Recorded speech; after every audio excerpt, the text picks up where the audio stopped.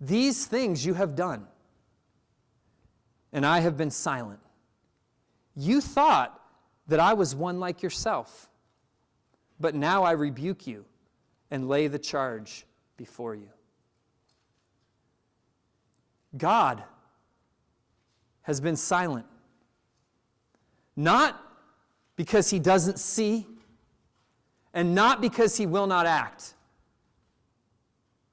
God has been silent because he's delaying a judgment that's coming upon this world. And each of us can escape that judgment by clinging to the cross of Jesus Christ.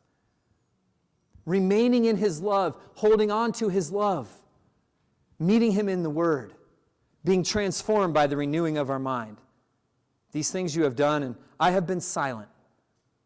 The world notices that Ananias and Saphira is not the norm. You thought that I was one like yourself. He's not. He's not like us. He doesn't regard our sin the way we do.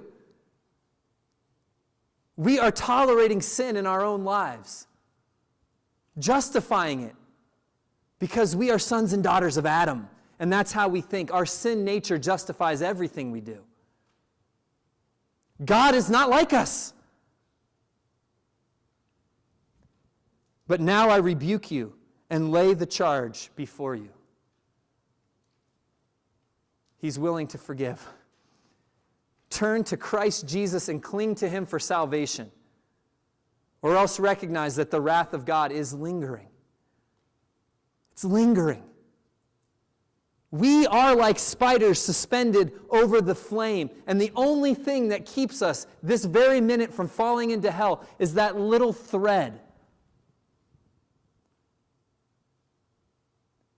And yet by grace, we are redeemed. And we're saved by the skin of our teeth, but we are saved as through the fire, 1 Corinthians 3.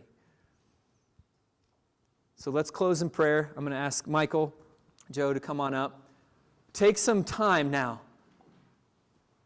to confess your sin. Maybe you've never been saved. Maybe you've been delaying it, thinking, when I get a little older, I'm going to deal with this. But you don't know that you would make it home today. Ananias and Saphira didn't have 1 minute to plead their case before Peter. They fell and breathed their last. Today is the day of salvation. Now is the time. Don't delay it. If you have not